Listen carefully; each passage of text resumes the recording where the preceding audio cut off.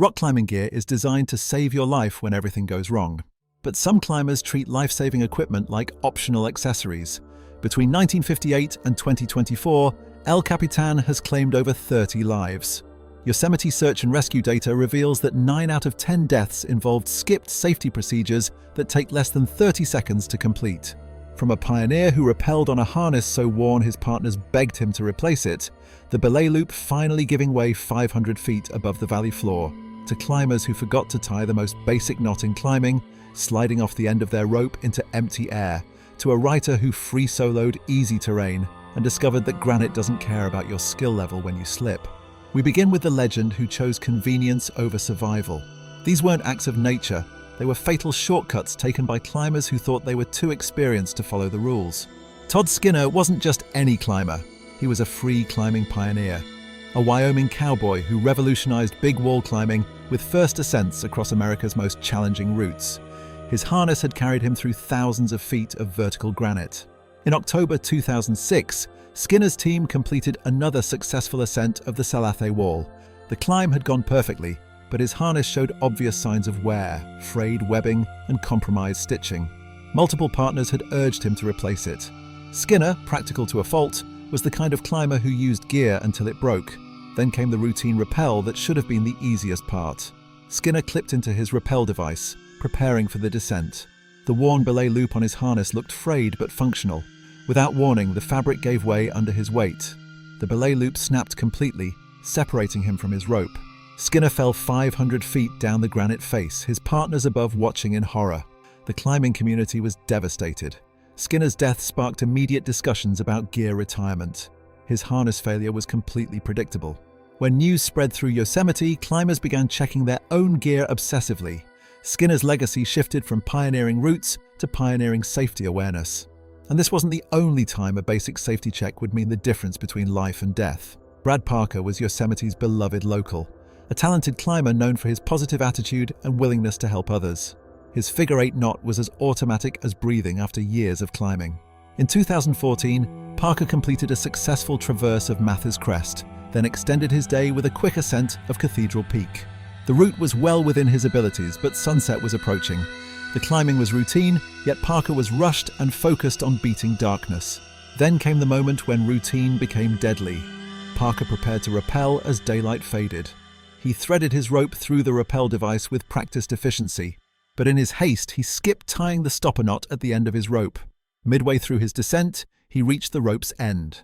Without a stopper knot, there was nothing to prevent him sliding off. Parker fell into the darkness, his incomplete knot costing him everything. The Yosemite climbing community lost one of its most cherished members. Parker's death highlighted how comfort and routine can breed complacency. The incomplete knot was a mistake any beginner would recognize. His accident became a stark reminder that experience means nothing without attention to detail. But unfortunately, the pursuit of speed would claim even more experienced climbers.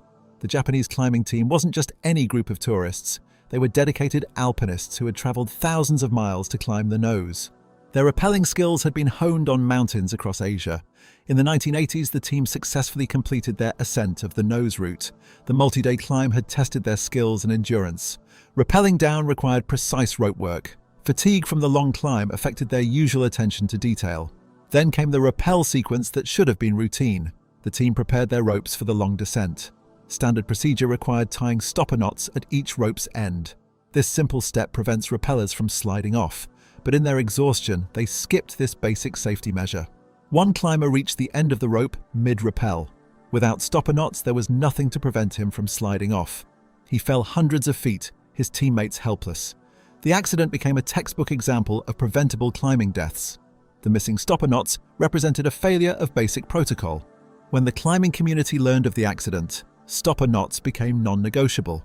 The tragedy highlighted how fatigue compromises even experienced climbers' judgment. But mental complacency would prove just as deadly as physical shortcuts. The climber was a seasoned wall veteran who had completed dozens of El Capitan routes, known for his methodical approach and careful attention to safety systems. The multi-day ascent had pushed his team to their physical and mental limits. Days of vertical climbing had drained their energy and focus. The final pitch to the top anchor represented the end of their ordeal. Then came the moment when mental relief overrode physical safety. The climber reached the top anchor after days of grueling vertical climbing. His brain registered success and began to relax before his body was secure. The anchor was right there, but he hadn't clipped in yet. In his exhaustion and relief, he leaned back to rest. Without the anchor connection, there was nothing to catch his fall. He plummeted 2,000 feet, his moment of triumph becoming his final mistake. The climbing community was stunned by such a preventable tragedy. His death highlighted the psychological dangers of premature mental completion. The accident emphasized that safety procedures must be completed before celebration, and this pattern of underestimating risk would claim another life. Michael J. Barra was an extreme sports journalist who documented dangerous activities worldwide. His free soloing experience was limited, but he was confident in his abilities. In 2012, Ibarra decided to free solo the east buttress of El Capitan. He chose what he considered an easy route within his technical abilities. The climbing was straightforward by El Capitan standards. His confidence was high based on previous experience.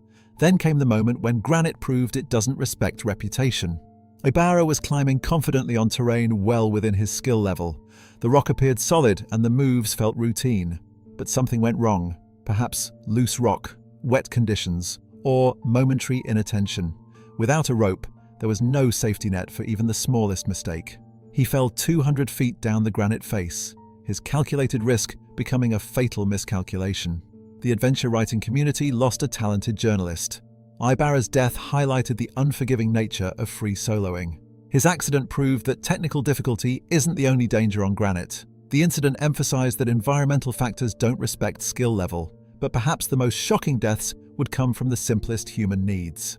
The wall climbers were multi-day specialists who had mastered vertical camping, known for sleeping comfortably on tiny ledges thousands of feet up.